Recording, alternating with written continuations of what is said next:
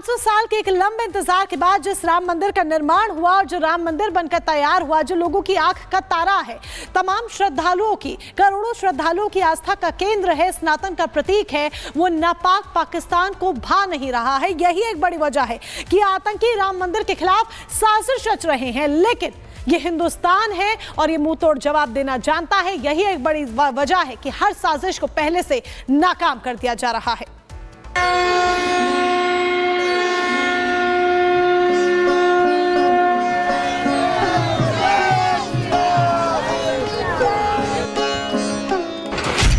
अयोध्या पर हमले की साजिश नाकाम। मेरी झोपड़ी के पास ले जाएंगे, राम आएंगे।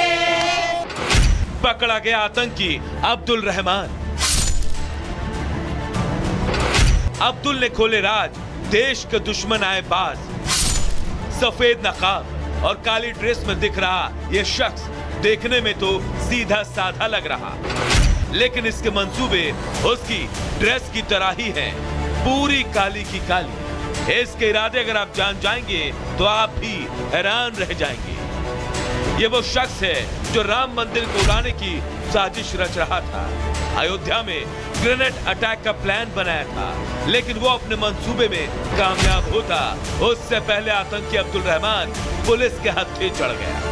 इस वक्त हम पलवल पुलिस लाइन पे मौजूद हैं, जहां पे आतंकी अब्दुल रहमान को रखा गया है। कोर्ट की तरफ से अब्दुल रहमान को 10 दिन की पुलिस रिमांड पर भेज दिया गया है। गुजरात एटीएस ने ये इनपुट जो था हरियाणा एसटीएफ से साझा किया था और फोटो भी भेजी थी अब्दुल रहमान की। ये जो आतंकी है फरीदाबाद के पाली गांव में छिपा हुआ है और इसके कोई अलग मंसूबे हैं और राम मंदिर इसके निशाने पे है। जिसके बाद रविवार की शाम ज्वाइंट ऑपरेशन होता है। ऑपरेशन के दौरान जो है अब्दुल रहमान को 2 जिंदा हैंड ग्रेनेड के साथ गिरफ्तार कर लिया जाता है। आतंकी अब्दुल रहमान ग्रेनेड लेकर अयोध्या पर हमला करने वाला ही था, लेकिन 3 राज्यों के पुलिस ने फौरन एक्शन लिया और ग्रेनेड समेत आतंकी को धर दबोचा। पकड़े गए आतंकी से पूछताछ हुई तो हैरान करने वाले कई खुलासे हुए। ये मिल रहे हैं कि इसने किसी के कहने पे 2 बारी राम मंदिर का दौरा किया था, रैकी की थी और एक बड़ी आतंकी साजिश को अंजाम देने की फिराक में था। और फिलहाल अब पुलिस जो है एसटीएफ की एक यूनिट को अब्दुल रहमान के घर पे भेजा गया है और फिलहाल अब एसटीएफ की टीम जो है लगातार अब्दुल रहमान से पूछताछ कर रही है और इनके पूरे नेक्सस और आतंकी गतिविधियों के बारे में जानकारी जुटा रही है। अब्दुल रहमान को 10 दिन की पुलिस रिमांड पर भेज दिया गया है, लेकिन हरियाणा एसटीएफ फुल एक्शन में है। एसटीएफ अब्दुल रहमान के घर की जांच करेगी, घर की तलाशी लेगी, इसके अलावा आसपास के लोगों से पूछताछ भी करेगी। लेकिन राम मंदिर पर हमले की साजिश के खुलासे से साधु संतों में भी आक्रोश है। शुरू से इनकी मानसिकता होती है जो धार्मिक प्लेस है, धार्मिक जगह है, वहां पर इस प्रकार से करें कि पूरे देश में दंगे हो और आतंकवादी गतिविधियों के द्वारा सामान्य व्यक्ति जिनका आस्था है, जिनका श्रद्धा है, जिनका विश्वास है, उसका कैसे गला घोटा जाए। इससे सनातनियों को डराया जाए कि सनातनी वहां पहुंचे ना, डर का एक माहौल बना रहे। जो भारत में हमारे हिंदू समाज के प्रति इतना बड़ा दुर्घटना फैलाना चाहता है, इसकी सख्त जरूरत है जांच की और इस व्यक्ति को फांसी की सजा होनी चाहिए। इस व्यक्ति को शीघ्र अतिशीघ्र फांसी की सजा होनी चाहिए। वक्त जैसे जैसे गुजरेगा पूछताछ होगी, आतंकी अब्दुल रहमान और राज उगलेगा। सुरक्षा एजेंसियां अब खंगाल रही हैं कि इस साजिश में और कौन कौन लोग शामिल थे और अब्दुल का मददगार आखिरकार कौन है। Bureau report, Republic Bharat. तो आतंकी साजिश के बाद सुरक्षा एजेंसियां लगातार एक्शन मोड में। और इसी से जुड़ी एक और बड़ी खबर सामने आ रही है। राम मंदिर पर हमले की साजिश पर सूत्रों से खुलासा हुआ है कि उत्तर प्रदेश एसटीएफ भी अब आतंकी की जांच होगी, यानी कि घरों में जाकर जांच होगी। और साथ ही साथ आपको यह भी बता दें कि करीबियों पर भी निगरानी उत्तर प्रदेश एसटीएफ की है और अयोध्या जिले में एसटीएफ की जांच लगातार जारी है। तो लगातार देखिए एक्शन मोड में, क्योंकि एक बड़ा खुलासा, आतंकी हमले का बड़ा खुलासा हुआ है और इसके बाद अब उत्तर प्रदेश एसटीएफ का एक्शन देखने को मिल रहा है। राघवेंद्र हमारे साथ लाइव जुड़ चुके हैं। राघवेंद्र, जांच एजेंसियां लगातार एक्शन मोड में दिखाई दे रही है। एसटीएफ किस तरीके से इस पूरे जांच को आगे बढ़ा रही है और अब तक और क्या खुलासा हुआ है?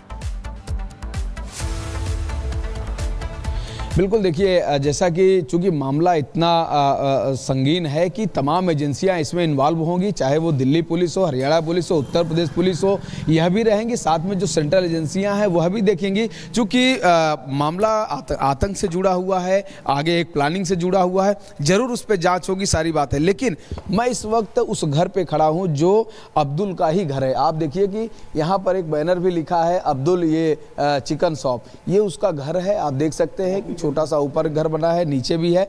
और ये अब्दुल के परिवार के लोग हैं। अब्दुल के पिता है, उसकी माता है, उसकी दादी हैं। साथ ही कहा जा रहा है कि वो 18-19 साल का लड़का है। यही जो साइकिल रिक्शा है इसी को चलाता है। इसी साइकिल रिक्शे से वो चला के अपना रोजी रोटी काम करता है। 18-19 साल की उम्र है। 10वीं तक वो यहीं पर, यानी कि फैजाबाद के ही जिले में, यहीं पर लोकल में पढ़ाई लिखाई उसने किया है। और इनका ये कहना है, खुद इनके पिता का कहना है कि अगर उसकी जांच ठीक से हो, अगर वो देश विरोधी चीजों में अगर संलिप्त हो तो उसको निश्चित तौर से सजा मिले। लेकिन इनका शंका यह है कि कुछ लोग उसको फंसा दिए। बहुत चलाने वाला व्यक्ति कैसे आतंकी संगठन के संपर्क में आया, इसको लेकर क्या कुछ जानकारी है? क्योंकि आराम से वो एक दुकान चला रहा है और फिर वो गतिविधियां जो देश विरोधी हैं, कैसे ऐसे लोगों के साथ ही जुड़ता चला गया?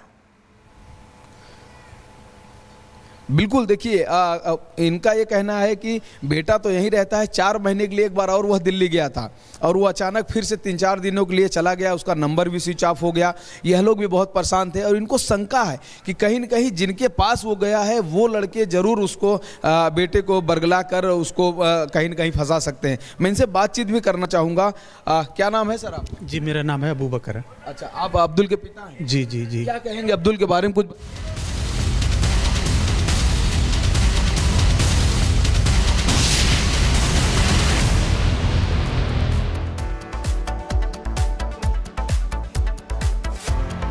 और इसी बीच अब अगली बड़ी खबर आपको बता दें, संभल की मस्जिद पर आज इलाहाबाद हाईकोर्ट में सुनवाई होनी है।